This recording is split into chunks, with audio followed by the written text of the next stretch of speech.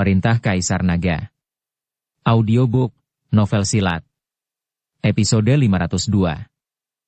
Chandler memuntahkan darah, dan dia berlutut, matanya penuh kengerian.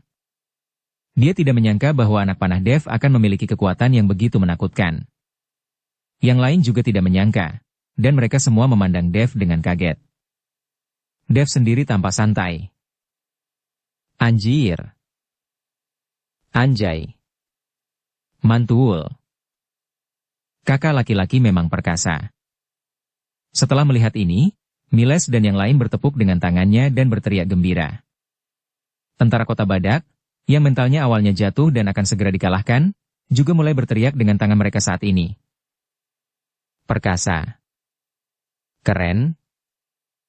Semangat tentara Kota Badak langsung bangkit, dan semangat juang mereka membara satu persatu.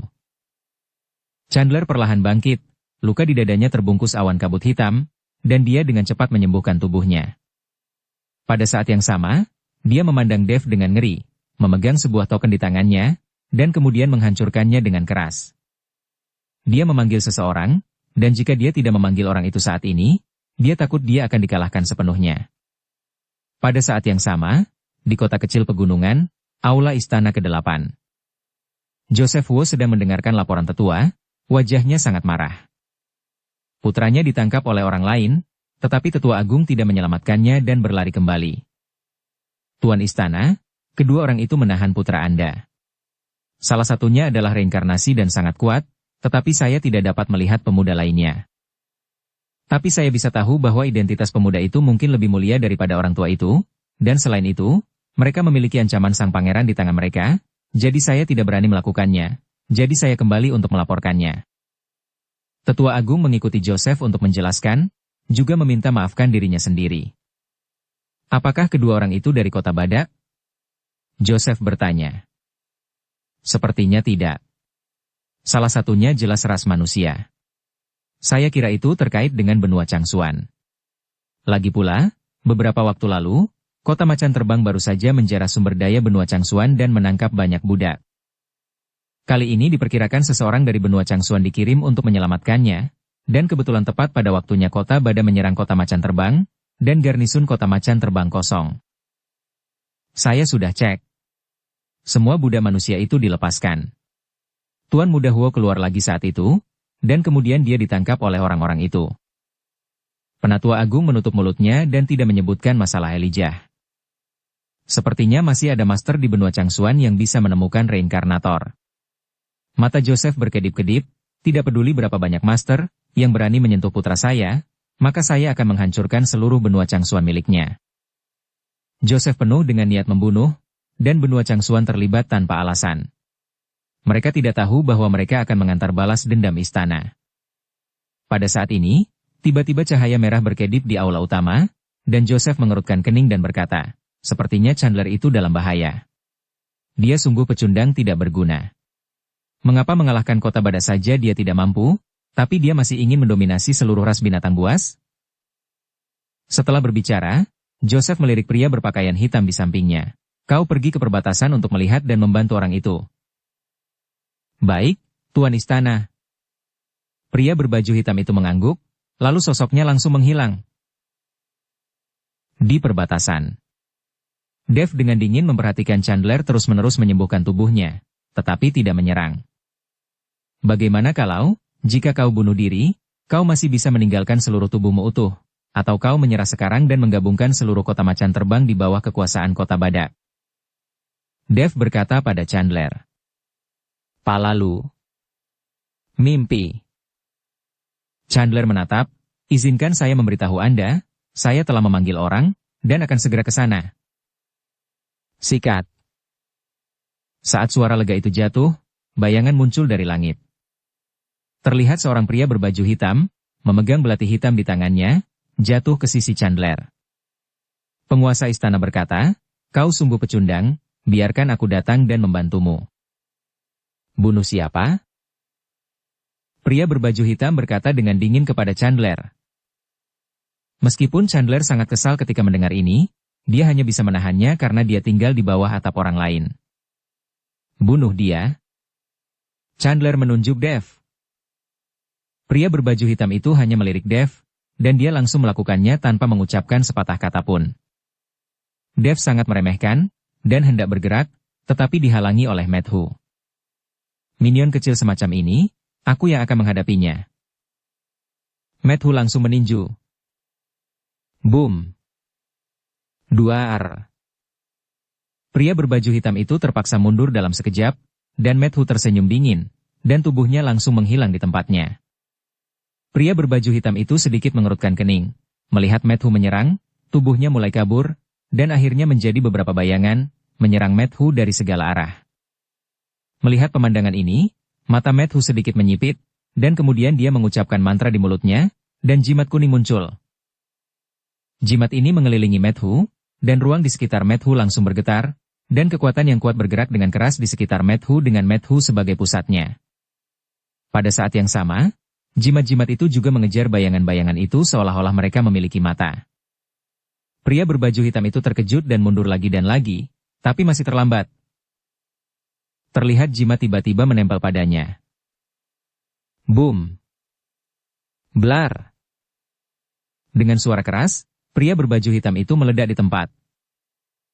Darah berceceran di mana-mana. Chandler tampak bodoh. Bagaimana situasinya? Orang yang dikirim oleh Istana ke-8 dibunuh dengan sangat mudah? Tuan Hu, kau sudah bertambah tua, jangan berpura-pura kuat di masa depan. Dev memandang Madhu seperti itu, dan mau tidak mau berkata. Hahaha. Aku berpura-pura, tapi aku tidak bisa berpura-pura sebaik kau, jadi aku akan menyerahkan sisanya padamu. Madhu tersenyum. Keduanya berbicara dan tertawa, mereka bahkan tidak menganggap puluhan ribu pasukan dari kota macan terbang. Chandler tahu bahwa saat ini, dia hanya bisa menang dengan kuantitas. Bunuh dia. Chandler berteriak dengan marah. Para prajurit kota makan terbang meraung ke arah Dev satu persatu. Pasukan ini secara langsung mengubah warna dunia. Dev dan Madhu benar-benar tidak berarti di depan pasukan ini. Setelah melihat ini, Miles menatap dan berkata, semua prajurit kota pada patuhi perintah, bunuh mereka, dan bertarunglah sampai tetes darah terakhir. Mustahil bagi Miles untuk melihat Dev dan Madhu untuk menghadapi puluhan ribu pasukan dari kota macan terbang. Itu tidak mungkin. Saat suara Miles jatuh, para prajurit kota Badak yang masih hidup semuanya bergegas dengan raungan. Semangat juang mereka dihidupkan kembali oleh Dev. Berjuang hingga tetes darah terakhir. Ini adalah darah setiap prajurit. Bunuh. Raungan yang tak terhitung jumlahnya bergema di langit. Peri gila abadi dan Tobiason saling melirik, lalu melambaikan senjata di tangan mereka. Bunuh. Huru-hara muncul kembali. Pada saat ini, Joseph di aula istana ke-8 tampak suram dan menakutkan, karena dia telah memperhatikan bahwa pria berbaju hitam yang dikirim sudah mati. Brengsek! Master macam apa yang ada di kota Badak, bahkan pria bayangannya pun mati. Joseph berkata dengan wajah tertegun. Tuan istana, bagaimana kalau saya membawa orang-orang untuk melihatnya? Kata penatua itu. Tidak, kau bawa orang-orang ke benua Changyuan, kau harus menyelamatkan Saul, dan bersihkan seluruh benua Changsuan dengan baik. Joseph berkata. Setelah berbicara, Joseph melambaikan telapak tangannya dengan ringan, dan 3 lelaki tua berjubah abu-abu muncul. Kalian bertiga pergi ke perbatasan untuk melihat-lihat. Anda adalah penyihir formasi. Anda memiliki keuntungan dalam melawan pasukan itu. Joseph berkata kepada ketiga lelaki tua berjubah abu-abu itu. Baik, Tuan Istana. Ketiga lelaki tua berjubah abu-abu itu pergi. Setelah melihat ini, Tetua Agung hanya bisa memilih sendiri tentara dan kuda untuk pergi ke benua Changsuan untuk menyelamatkan Saul. Adapun apakah Dev dan yang lainnya berasal dari benua Changsuan, Tetua Agung itu sebenarnya tidak tahu, itu hanya tebakan. Bagaimanapun, Madhu adalah ras manusia, dan tidak mungkin berasal dari kota Badak. Dukung channel Novel Silat dengan subscribe, follow, like, komen dan share. Pada saat ini, di perbatasan, para prajurit kota Badak semakin berani.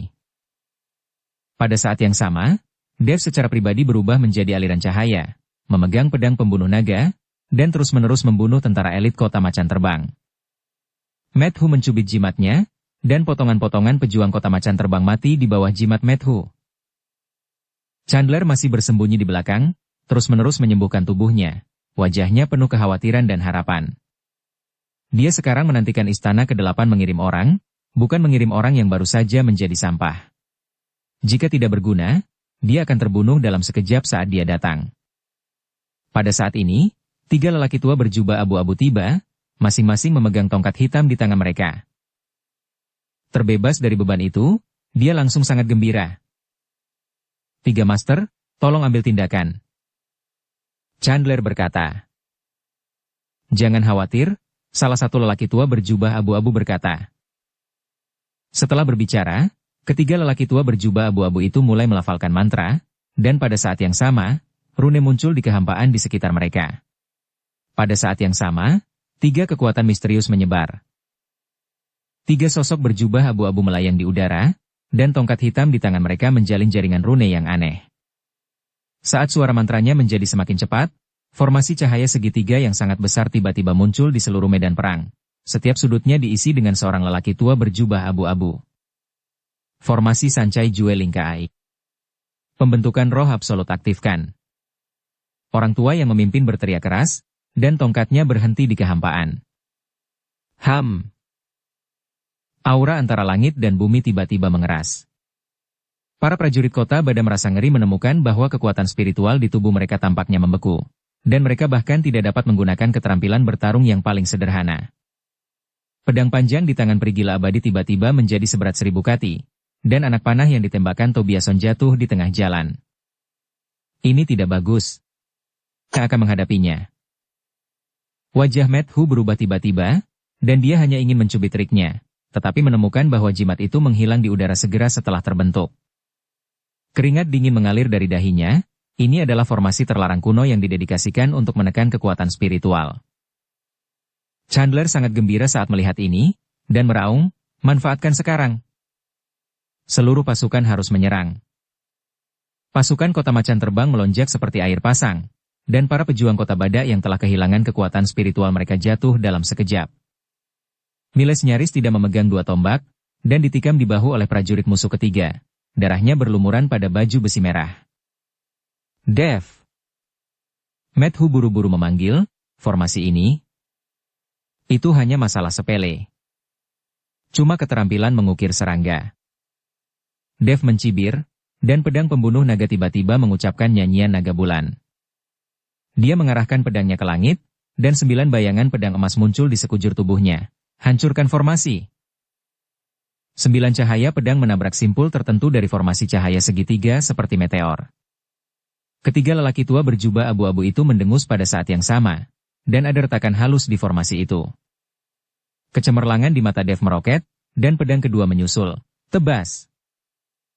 Pedang pembunuh naga berubah menjadi bilah raksasa setinggi 100 kaki, dan seluruh formasi bergetar hebat. Orang tua itu memuntahkan seteguk darah dan berkata dengan ngeri, bagaimana dia bisa menemukan mata formasi? Karena kalian sangat bodoh. Dev tiba-tiba muncul di atas mereka bertiga. Kakak, ambil ini. Setelah melihat ini, Miles melemparkan cermin perunggu kepada Dev dengan penuh semangat. Ini adalah cermin perunggu di rumah Miles, yang digunakan untuk melihat pemandangan di api penyucian. Dev mengambil cermin perunggu dan menyinari ketiga lelaki tua itu. Cermin itu memantulkan wajah panik ketiga lelaki tua itu. Dia berkata dengan lembut, sekarang, giliranku untuk berada di arena utama. Teknik ilusi surgawi. Cermin perunggu meledak dengan cahaya putih yang menyilaukan, dan ketiga lelaki tua itu memejamkan mata tanpa sadar.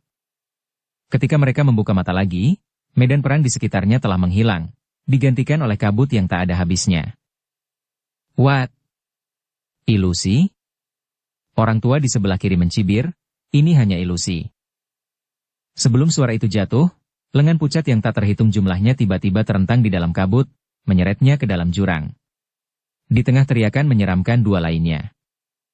Di dunia nyata, ketiga lelaki tua berjubah abu-abu itu tiba-tiba berdiri diam, dengan ekspresi ketakutan, ekstasi, dan rasa sakit bergantian di wajah mereka. Tongkat mereka terlepas dari tangan mereka, dan tirai cahaya formasi pecah seperti kaca. Tidak. Jangan datang. Salah satu dari mereka tiba-tiba berlutut di tanah dengan kepala di pelukannya, melambaikan tangannya dengan panik ke udara. Saya tidak membunuh saudara laki-laki saya. Guru memaksaku. Yang lain membelai kehampaan dengan obsesif dan bergumam, adik perempuan. Anda akhirnya bersedia menemui saya. Tiba-tiba ekspresinya berubah. Apa? Apakah anak di perutmu adalah anak kakak laki-laki? Orang tua tertua adalah yang paling menakutkan. Dia merobek jubahnya, memperlihatkan tanda kutukan yang tebal di dadanya, berlutut dan bersujud seperti bawang putih. Guru, maafkan aku. Saya tidak akan pernah mencuri seni terlarang lagi. Medan perang itu sunyi. Para prajurit Kota Macan terbang menyaksikan dengan ngeri saat penyihir formasi yang mereka andalkan berbicara pada diri mereka sendiri seperti orang gila, dan beberapa bahkan mulai melukai diri sendiri. Wajah Chandler kelabu seperti kematian, dan kakinya gemetar tanpa sadar. Kau? Apa yang kau lakukan pada mereka? Suaranya bergetar. Dev menyingkirkan cermin perunggu dan berkata dengan enteng, itu hanya untuk membuat mereka melihat kebenaran yang paling mereka takuti. Dia menoleh ke Matthew, bisakah kau bergerak lagi sekarang? Matthew menggerakkan pergelangan tangannya, dan pesona kuningnya mengembun di ujung jarinya lagi. Tulang-tulang tua ini masih bisa bertarung. Dia melihat ketiga lelaki tua yang berada dalam keadaan fantasi, dan berbisik, ini tidak sulit untuk membunuh mereka. Itu benar. Aliran waktu dalam ilusi berbeda dari kenyataan, dan ketiga orang tua itu mengalami siklus ingatan yang paling tak tertahankan dalam hidup mereka. Kutukan kakak laki-laki sebelum kematiannya, perselingkuhan antara adik perempuan tercinta dan saudara, keputusasaan mencuri seni terlarang dan diketahui oleh gurunya. Semua rahasia kelam yang terkubur dalam-dalam digali dengan darah dan dipentaskan berulang kali di depan umum. Seorang lelaki tua tiba-tiba mengeluarkan darah dari ketujuh lubang tubuhnya dan mahkotanya hancur karena pukulan telapak tangan. Dua orang lainnya pun ikut roboh satu persatu. Yang satu menggigit lidahnya sendiri, dan yang satu lagi mencungkil matanya sendiri. Chandler akhirnya putus asa. Mundur. Seluruh pasukan mundur. Tapi sudah terlambat. Prajurit Kota Bada yang dipulihkan seperti harimau, pedang panjang perigila abadi bergulung seperti angin puyuh berdarah, dan anak panah Tobiason merenggut beberapa nyawa setiap kali meninggalkan talinya. Meskipun Miles terluka, dia bergegas ke depan, untuk Kota Bada. Dev tidak mengejar tentara yang kalah, tetapi melihat ke arah istana ke-8 berada di kejauhan, dan pedang pembunuh naga merasakan niat tuannya untuk bertarung, berdengung dan bergetar. Bersambung ke episode 503. Dukung kami dengan subscribe, follow, like, komen dan share. Terima kasih.